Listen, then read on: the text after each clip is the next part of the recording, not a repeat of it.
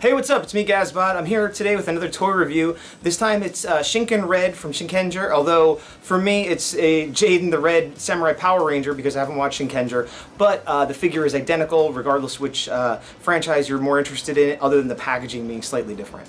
And this was recommended to me by a friend on Facebook because they are super cheap on Amazon right now. Depending on what vendor you look at, and if you have Amazon Prime, you can get it between $15 and $20 shipped, which for any SH Figuarts, any Bandai collectible release is crazy cheap. If you don't have any from this line, this would be an awesome one to be your first one. Check it out. Okay, so first of all, this is the box that it was shipped in, and this came from Amazon, and it looked to be about the right shape and size, but when opened up, you can see there was damage to the package. Mostly on the top here, a little bit on the bottom. Nothing too horrifying, but bad enough that if I was a collector that kept things mint in package, or if I wanted to resell it or, you know, whatever, give it as a present, it would definitely be unacceptable. And my guess is that the box is just simply a hair too small, and they cheaped out, and rather than go a little bit bigger and put packaging in, that's what they used. Now, I didn't return it because I'm going to open it. And also, here's the other thing. This is February 2015. And for the past, I don't know how many months, you can get Shinken Red, the Red Samurai Power Ranger, for between $15 and $20 shipped off of Amazon, which is crazy for an SH Figuarts. And I think part of the reason is because this was released in America as well as, you know, the Red Samurai Ranger. This is the Shinken Red version. It's an identical figure, it's just different packaging. And a lot of the Samurai stuff is when Saban got the brand back, and so he made a big push.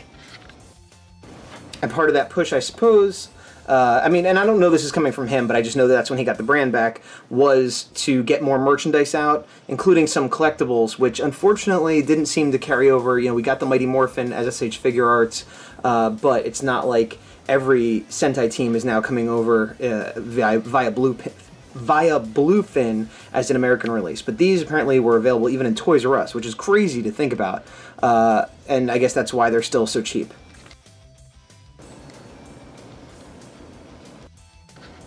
So why don't we just go ahead and bust it open and check it out. Inside of the package, he comes with two trays. The main figure, the hands, the morphers, the sword, and, of course, the Fire Smasher, ridiculous, gigantic Final Fantasy plasticky sword. I originally wanted to get the other version. There's been a few versions of Shinken Red slash Samurai Red that had the coat, the white coat, and then there was one that had the red coat as well, and I really wanted to get the white coat one, but it was about 35 bucks, so for $20 cheaper, I get an almost identical figure, which also comes with the Fire Smasher, which I did kind of want because it's so ridiculous. So I'm going to take him out of the plastic now. So here he is out of the package, his standard pose. He stands okay. My experience with Figuarts is that they stand okay in the beginning and then get worse as time goes on. They're all extremely posable. Like with all SH Figuarts, or at least modern ones, Ultra Act and otherwise, sort of the double jointed knees. That doesn't mean it can go backwards all the way, it only goes about that much, but instead of like a ball joint or one hinge, it's got like a third little piece of plastic in the middle there, which gives it more range. The ankles are on ball joints. It's got a hinge for the toes, which, wow, is really tight. Really tight toe hinge, everybody. Write that one down. Ball socket on the hips, but it's also the kind, if you can see, it sort of pulls out for greater range of motion. Twist at the waist, not 360, or is it? You can't, you know, it feels like you can make it 360, but that's just going to loosen it, so I'm not going to do it. And then another ball joint at the sort of torso where the rib cage would be. Again, I don't want to push it too much, but there's some motion there. Another sort of double joint at the elbow, just like the knee, where there's an extra piece in there. Rotate it, ball joint at the wrist. And then you got a sort of hinge joint right here, but then that's attached to this joint, so you get pretty much the full range of motion. I mean, these figures are known for being pretty accurate to the screen counterparts, but also for being extremely posable. And if anything, the accuracy, the suits will match and everything like that, but they might be a little bit more idealized. They won't have the wrinkles in the suits. If they're an ultra, hero, they won't have the zippers up the back necessarily. But as far as the details of the costume, they're all pretty tight as far as following it.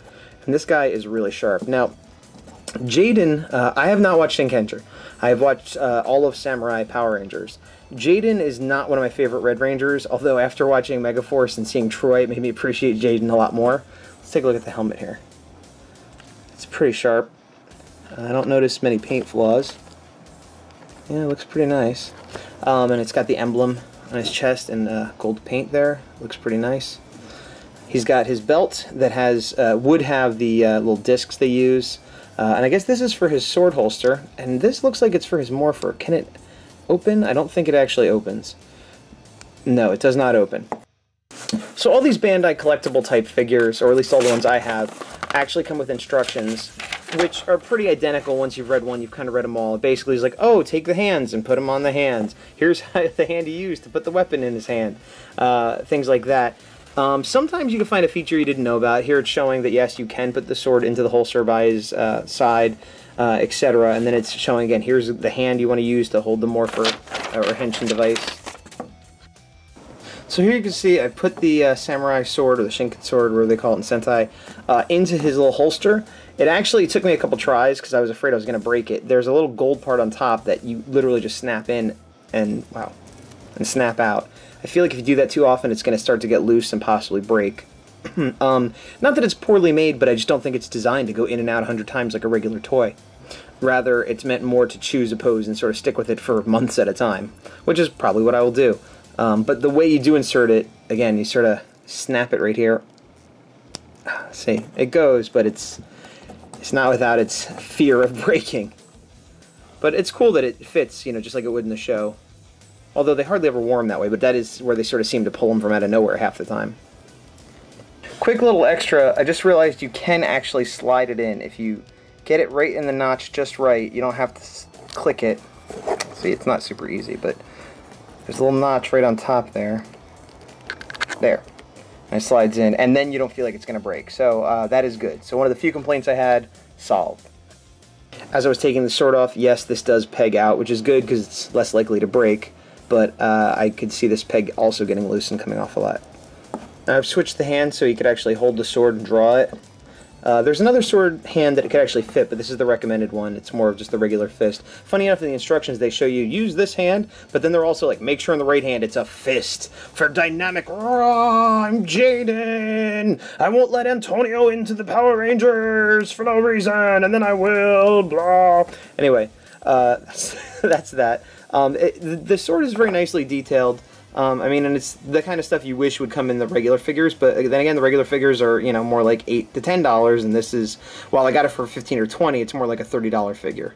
And just in case you're unaware, the way you switch the hands is you literally pull them off, so it feels like it's breaking, but there's a ball socket and a little hole inside, and then you just pop the other one on. And again, this is something that gets harder with age, because at first you can sort of pop it on, but later, see, I didn't even get it, but there's a joint here.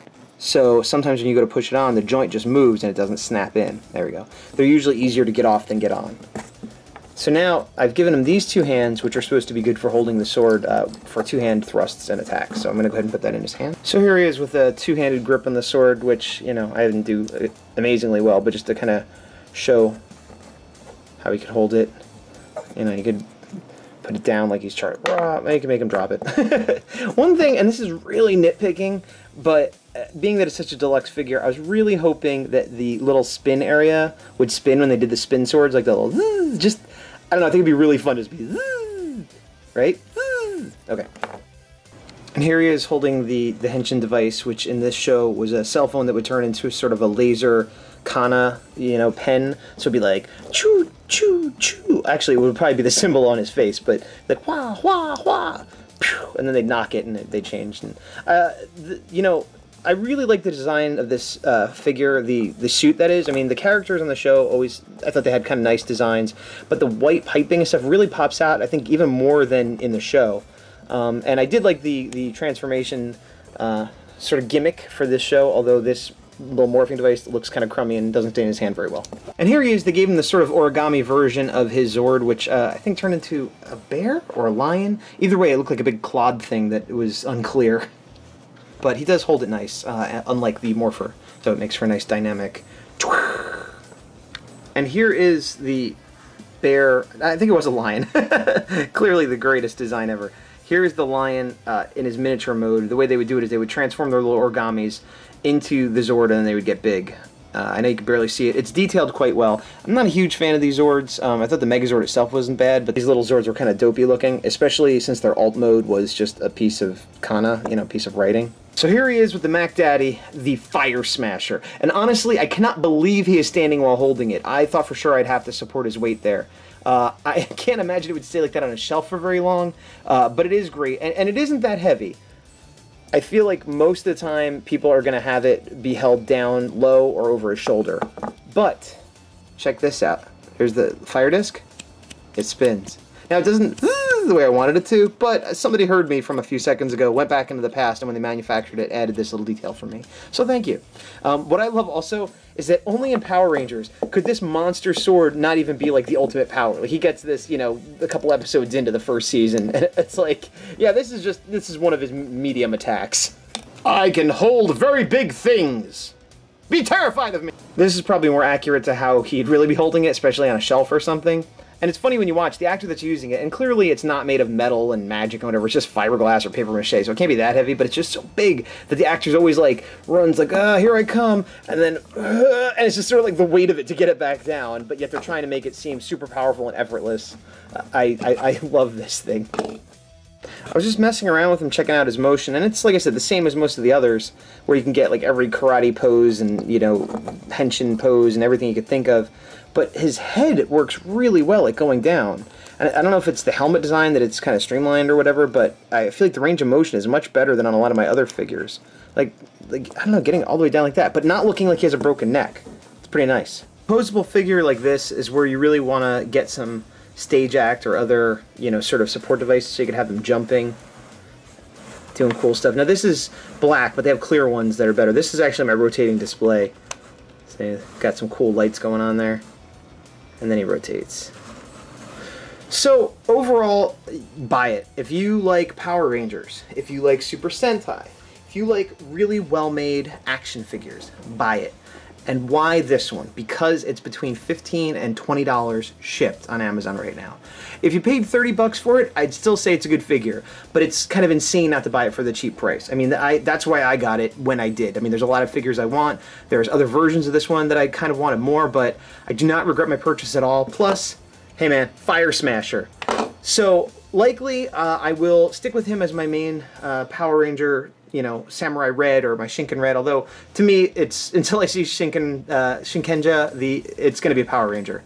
And a lot of people are down on Samurai and said, oh, everything since Samurai has been terrible and blah blah blah blah, and that might be true, but for me personally, since Mighty Morphin and like an episode or two of Turbo and Zeo, I hadn't watched Power Rangers at all. And then around the time Super Mega Force was on, I started watching Samurai, and I watched Samurai through to Super Mega Force. And Samurai I enjoyed mainly because I really liked Antonio. And it won me over, and I liked the designs, and Super Mega Force and Mega Force I both found extremely disappointing. And since then I've gone back and watched Jungle Fury, which I like better than all of them, and then I watched RPM, which as everyone says is amazing, and just as good as they say. However, I do like this figure. I do have a soft spot for Samurai because it's sort of like my second first love, or whatever you want to call it. Even if Jaden isn't my favorite, this is still an awesome Red Ranger figure, and there's no reason not to get it unless you cannot afford $15.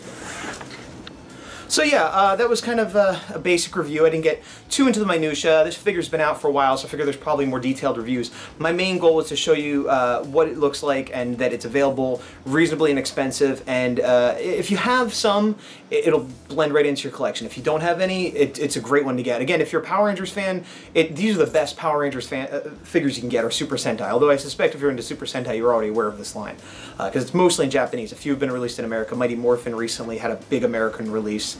But this one also had an American release a couple of years ago, which is why they're probably so inexpensive still. So I recommend it, and if you're just a toy collector, I still recommend having one of this line in your collection. If not, you'd really be missing out. It's like never having had a G.I. Joe guy, or never having had a Star Wars guy. G.I. Joe is probably even more applicable because of the extreme articulation, especially back in the day when they first came out. It's just an amazingly, if you're an artist, or a sculptor or a photographer, it'd be great to take pictures of, it'd be great to pose and copy, you know, poses from for reference. It's just a lot of fun. It's Shinken Red. It's Jaden, but you know, it's Shinken Red still.